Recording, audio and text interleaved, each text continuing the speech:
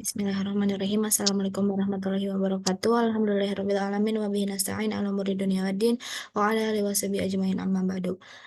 Allahumma shalli ala sayyidina Muhammad wa ala ali sayyidina Muhammad. Kami dari kelompok 5 kelas 4B Pendidikan Kimia akan mempresentasikan materi mengenai karbohidrat dari mata kuliah Kimia Organik 2. Dengan beranggotakan Karina Pusmarapadanti dengan NIM 39, Lavi Melawati dengan NIM 45, Natasha Rizky Oktaviani dengan NIM 63, dan saya sendiri selaku moderator dan pemateri Rafania Fazrianti dengan NIM 75. Materi pertama mengenai pengertian karbohidrat akan disampaikan oleh saudari Lavi Melawati. Kepadanya disilahkan. Baik, sebelumnya terima kasih kepada Rafania selaku moderator atas kesempatannya pada saya. Nah, langsung saja di sini saya akan memaparkan mengenai pengertian karbohidrat ya. Karbohidrat ini merupakan golongan senyawa yang terdiri dari unsur-unsur karbon, hidrogen, dan oksigen yang merupakan sumber energi bagi makhluk hidup. Nah, karbohidrat juga merupakan contoh dari polimer alami. Karbohidrat ini berasal dari kata karbon dan hidrat yang artinya air. Sehingga jika karbohidrat dipanaskan, maka akan terpisah menjadi dua bagian dan menghasilkan karbon dan air. Nah, secara umum, rumus empiris karbohidrat dikenal dengan CH2ON. Nah, suatu senyawa ini digolongkan sebagai karbohidrat bukan hanya berdasarkan rumus empirisnya, melainkan juga dikarenakan memiliki 3 gugus fungsi, yaitu gugus alkohol, OH-, gugus aldehida COH-, dan gugus keton CH2OH-.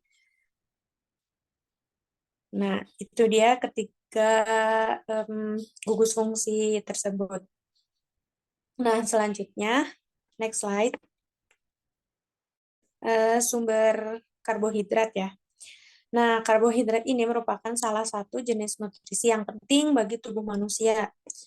Sumber-sumber karbohidrat ini terdapat di alam. Nah, seperti pada gambar ya, ada buah-buahan, sayuran, ubi-ubian, biji-bijian, dan produk dari susu. Nah, di sini buah-buahan itu mengandung glukosa, fruktosa, dan sukrosa yang merupakan bagian dari karbohidrat.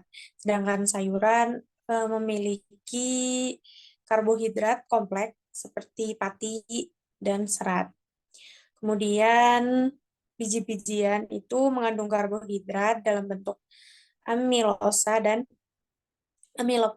amilopektin. Nah, ada juga produk dari susu ya, seperti yogurt dan keju gitu. Nah, produk dari susu itu mengandung laktosa yang merupakan jenis gula alami dan sumber karbohidrat. Nah, yang terakhir ada kacang-kacangan. Di sini kacang-kacangan juga mengandung karbohidrat kompleks dan serat. Nah, ada pertanyaan, menurut kalian pada daging ini terkandung karbohidrat atau tidak? Nah, jawabannya adalah iya ya, karena karbohidrat yang pada daging itu terdapat karbohidrat pada glikogen yang disimpan di jaringan otot. Nah, kemudian yang selanjutnya ada penamaan karbohidrat. Boleh di next. Oke, nah penamaan karbohidrat ini biasanya berdasarkan pada struktur kimianya. Nah, ada beberapa aturan umum ya untuk tata nama karbohidrat ini berdasarkan IUPAC. Yang pertama, pada monosakarida. Nah, monosakarida ini biasanya dinamai berdasarkan jumlah atom karbon dan jenis gugus fungsionalnya. Nah, misalnya seperti aldehida dengan 3 atom karbon, maka dinamakan dengan triosa. Dan ketosa dengan 4 atom karbon dinamakan tetrosa. Yang kedua ada disakarida. Nah, disakarida ini dinamai berdasarkan monosakarida penyusunnya dengan menambahkan awalan OS pada nama monosakarida aslinya. Contohnya sukrosa yang terbentuk dari glukosa dan fruktosa. Kemudian ada laktosa yang terbentuk dari glukosa dan galaktosa. Nah, yang ketiga ada polisakarida. Polisakarida ini biasanya dinamai berdasarkan struktur dan fungsi biologisnya, seperti amilum, glikogen, dan selulosa. Nama-nama ini tidak menggambarkan struktur kimianya secara spesifik, tetapi lebih kepada kegunaan biologisnya. Nah, sekian pemaparan dari saya kembalikan kepada moderator. Terima kasih kepada Saudari Levi yang telah menyampaikan materinya. Selanjutnya akan disampaikan oleh saya sendiri. Di sini materinya yaitu mengenai klasifikasi dari karbohidrat. Berdasarkan jumlah gulanya, karbohidrat dapat diklasifikasikan menjadi 4 golongan, yaitu yang pertama monosakarida. Monosakarida merupakan karbohidrat yang tersusun atas satu monomer atau satu molekul gula. Monosakarida ini mudah larut dalam air, memiliki rasa manis, dan merupakan gula yang umum ditemukan pada buah dan madu. Jenis-jenis dari monosakarida ada glukosa, fruktosa, dan galaktosa. Ketiga jenis monosakarida ini memiliki tingkat kemanisan yang berbeda, di mana fruktosa lebih manis dibandingkan glukosa dan glukosa lebih manis dibandingkan galaktosa. Lalu yang kedua ada disakarida. Disakarida ini adalah karbohidrat yang tersusun atas dua monomer atau dua molekul gula yang berikatan. Disakarida mudah larut dalam air, berasa manis, dan merupakan gula yang paling banyak diproduksi dalam industri. Sukrosa ini merupakan disakarida yang umum digunakan dalam minuman dan hampir ada di setiap rumah di Indonesia. Sukrosa tersusun atas molekul fruktosa dan glukosa yang berikatan dengan ikatan glikosidik. Maltosa merupakan disakarida yang umum terdapat pada umbi, tersusun atas dua molekul glukosa yang saling berikatan, dan laktosa merupakan gula yang terdapat pada susu, tersusun atas molekul glukosa dan galaktosa. Berdasarkan tingkat kemanisannya, sukrosa memiliki rasa yang lebih manis dari maltosa dan maltosa memiliki rasa yang lebih manis dari laktosa. Kemudian yang ketiga ada oligosakarida. Oligosakarida ini merupakan karbohidrat yang tersusun atas sedikit molekul gula, umumnya 3 hingga 10 molekul gula. Penyusun oligosakarida dapat berupa glukosa, fruktosa, maupun galaktosa. Oligosakarida ini dapat ditemukan dalam umbi-umbian seperti umbi rambat. Karena sifatnya sulit dicerna, oligosakarida akan menjadi medium pertumbuhan bakteri, sehingga banyak menghasilkan gas-gas yang keluar dalam bentuk kentut. Contoh oligosakarida adalah rafinosa, 3 molekul gula yang tersusun atas molekul galaktosa, glukosa, dan fruktosa. Kemudian yang terakhir adalah poligosakarida, merupakan karbohidrat yang tersusun atas banyak monomer atau banyak molekul gula, umumnya tidak berasa manis.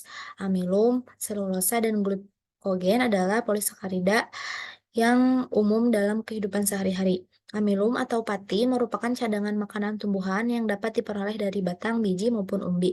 Amilum tersusun atas banyak molekul glukosa yang berikatan dengan ikatan alfa-1,4 glikosidik. Selulosa merupakan komponen penyusun dinding sel tumbuhan dan bakteri. Selulosa terdapat di dalam sayuran, dikenal dengan istilah serat makanan. Selulosa tersusun atas molekul glukosa yang disatukan dengan ikatan beta-1,4 glikosidik. Glikogen merupakan cadangan makanan pada hewan yang disimpan dalam hati dan otot. Glikogen tersusun atas molekul glukosa yang disatukan dengan ikatan alfa-1,4 glikosidik. Amilum dan selulosa sama-sama tersusun atas molekul glukosa dengan perbedaan pada jenis ikatan yang terbentuk. Ikatan alfa-1,4 glikosidik pada amilum dapat dicerna oleh enzim amilase dalam sistem pencernaan manusia, sedangkan ikatan beta-1,4 glikosidik pada selulosa tidak dapat dicerna. Oleh sebab itu, selulosa pada makanan akan menumpuk di usus besar dan sangat bermanfaat untuk memadatkan feses dan mempermudah keluarnya feses. Selanjutnya adalah identifikasi karbohidrat. Kita dapat mengidentifikasi karbohidrat dengan beberapa metode. Yang pertama ada uji molis, yang bertujuan untuk mendeteksi keberadaan karbohidrat secara umum. Prinsip dari uji molis ini yaitu menggunakan reaksi molis anaktol dalam alkohol yang bereaksi dengan karbohidrat. Nah, hasilnya adalah jika positif mengandung karbohidrat, maka akan muncul warna ungu. Kemudian nomor 2 ada uji Fehling, yang bertujuan untuk mendeteksi keberadaan gula pereduksi atau monosakarida dan disakarida tertentu. Prinsipnya menggunakan reagen Fehling seperti campuran Fehling A dan B yang bereaksi dengan gula pereduksi. Hasilnya, jika positif mengandung gula pereduksi, maka akan muncul endapan merah bata. Kemudian, ada uji Benedict yang bertujuan mirip dengan uji Fehling, yaitu untuk mendeteksi keberadaan gula pereduksi. Prinsipnya dengan menggunakan reagen Benedict yang bereaksi dengan gula pereduksi. Nah, apabila warna berubah menjadi hijau, kuning, oranye, dan merah bata, maka positif mengandung gula pereduksi.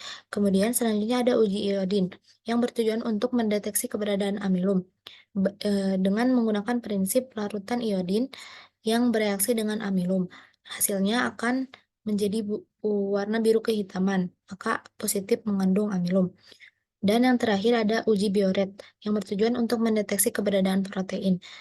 Prinsipnya yaitu menggunakan reagen bioret yang bereaksi dengan ikatan peptida dalam protein. Jika positif mengandung protein, maka ada perubahan menjadi larutan warna ungu. Selanjutnya akan disampaikan oleh Karina. Disilakan. Oke, baik, terima kasih.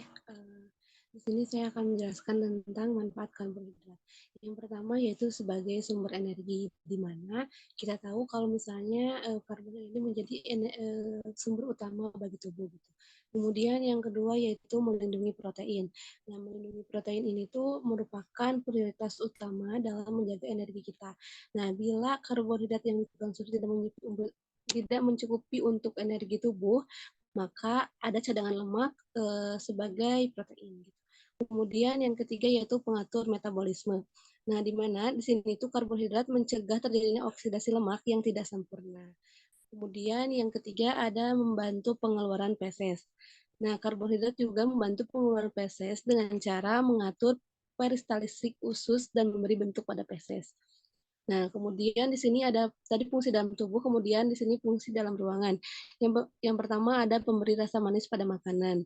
Nah, tadi dijelaskan sama apa kalau misalnya perbedaan manis dari glukosa itu berbeda-beda. Nah, fungsinya juga berarti karbohidrat ini bisa memberikan rasa manis pada makanan. Kemudian yang kedua memudahkan pemberian bentuk pada makanan. Nah, misalnya di dalam fermentasi karbohidrat penting sekali dan mempunyai sifat-sifat khusus untuk mendapatkan hasil olahan yang disukai konsumen. Boleh next?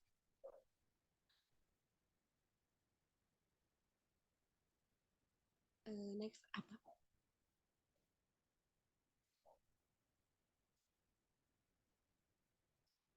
Kemudian ada proses penyerapan karbohidrat di dalam tubuh.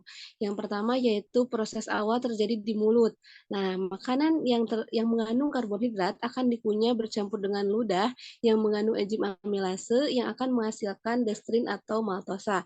Di mana kalau destrin yang dihasilkan itu memiliki uh, yang bila berada di mulut yang cukup lama. Nah, kemudian kalau misalnya maltosa itu adalah yang ludahnya bekerja paling baik pada pH ludah yang bersifat netral.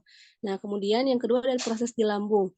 Nah, destrin dan maltosa diuraikan menjadi disakarida dengan bantuan amilase pankreas dengan pH 7 sampai 8. Nah, kemudian akan diteruskan di proses usus halus. Nah, di usus halus ini akan ada enzim disakarida yang dikeluarkan oleh sel-sel mukosa usus halus berupa maltase, sukrosa, dan laktase. Nah, ada monosakarida yang dihasilkan adalah sebagai berikut. Boleh next? Di mana nanti ada enzim yang dihasilkan yaitu maltosa akan menjadi glukosa, sukrosa akan menjadi fruktosa dan glukosa, dan kemudian laktosa akan menjadi glukosa dan galaktosa. Nah, monosakarida glukosa, fruktosa dan glukosa kemudian diabsorpsi melalui sel epitel usus halus dan diangkut oleh sistem sirkulasi darah melalui vena porta. Nah, kemudian di dalam sistem pencernaan juga usus halus semua jenis karbohidrat yang dikonsumsi akan terkonversi menjadi glukosa untuk kemudian diabsorpsi oleh aliran darah dan ditempatkan ke berbagai organ di jaringan tubuh. Boleh next? Nah, tadi kan sudah dijelaskan kalau misalnya proses selanjutnya itu absorpsi. Nah, di sini proses absorpsi ini terjadi di ilium. Nah, berikut proses terjadinya. Yang pertama, monosakarida yang telah melewati proses pencernaan selanjutnya dibawa melalui darah. Nah, bentuk karbonhidrat yang didistribusikan melalui darah disebut glukosa. Glukosa ini selanjutnya dibawa menuju sel untuk digunakan sebagai energi. Kemudian zat sisa di ilium didorong menuju kolon, dan di kolon zat tersebut kembali mengalami absorpsi air dan elektrolit, sedangkan sisanya ditimbun dalam bentuk feses. Mungkin cukup sekian yang bisa saya sampaikan. Terima kasih.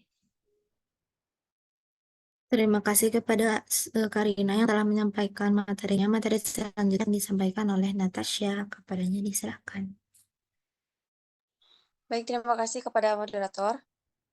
Selanjutnya yaitu tentang ikatan glikosidik. Nah, menurut Anne-Marie, ikatan glikosidik adalah ikatan kovalen yang menghubungkan karbohidrat dengan gugus fungsi atau molekul lain.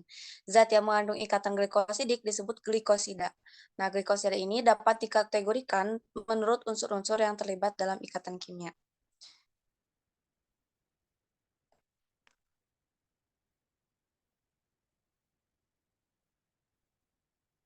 Kemudian ada contoh ikatan glikosidik, yaitu ikatan O-min, N-min, S-min, dan C-min glikosidik. Dan ada pula ikatan alfa-betamin dan beta glikosidik.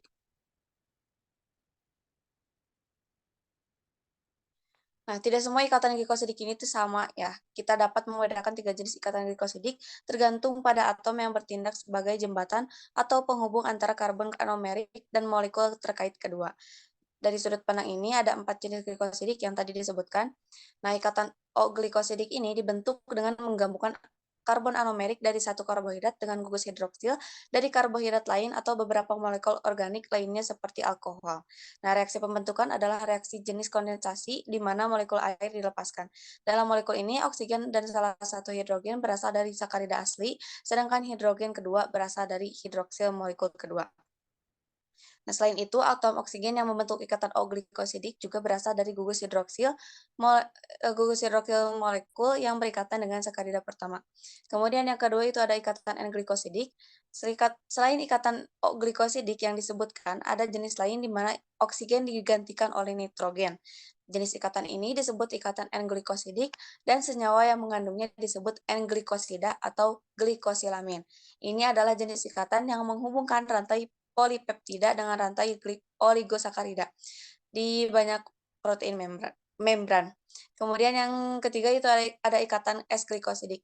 Ketika alih-alih oksigen, sakarida terikat pada molekul lain melalui atom belerang. Ikatan itu disebut ikatan S-glikosidik. Senyawa yang memiliki jenis ikatan ini disebut S-glikosida atau tioglikosida. Kemudian next. Selanjutnya itu ada polimer. Menurut Michael Greenwood, polimer karbohidrat adalah rantai molekul karbohidrat yang terikat bersama dalam unit berulang. Oleh karena itu denotasi polimer.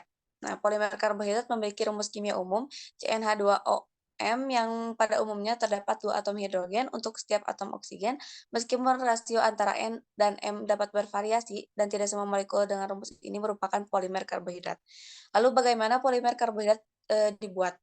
Nah, polimer karbohidrat biasanya dibuat dari monomer gula melalui reaksi kondensasi, baik di dalam sel hewan hidup, di laboratorium, atau melalui berbagai jalur sintetik yang sekarang tersedia. Misalnya, glikogenesis adalah proses produksi glikogen polimer karbohidrat dari monomer glukosa, yang pada hewan sebagian besar terjadi di hati sebagai respon terhadap insulin. Kemudian berbagai macam polimer karbohidrat non-alami dapat diproduksi dengan metode sintesis organik. Banyak di antaranya memiliki potensi penerapan yang menarik. Mungkin cukup sekian yang dapat saya sampaikan. Dikembalikan kepada moderator. Terima kasih kepada Natasha dan juga rekan-rekan sekalian yang telah memaparkan materinya.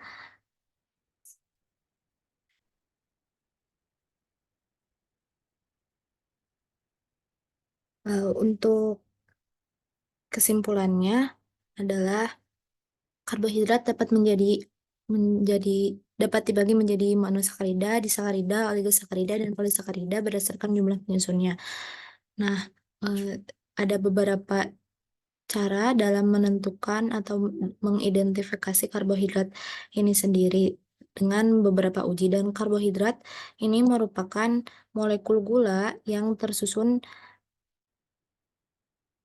dari karbon, hidrogen, dan oksigen dengan perbandingan 1:2:1. Mereka adalah sumber energi utama bagi organisme, terutama glukosa yang merupakan bentuk karbohidrat yang paling umum digunakan oleh sel-sel respirasi seluler. Karbohidrat juga memiliki peran struktural dalam bentuk selulosa serta berfungsi sebagai penyangga pelindung.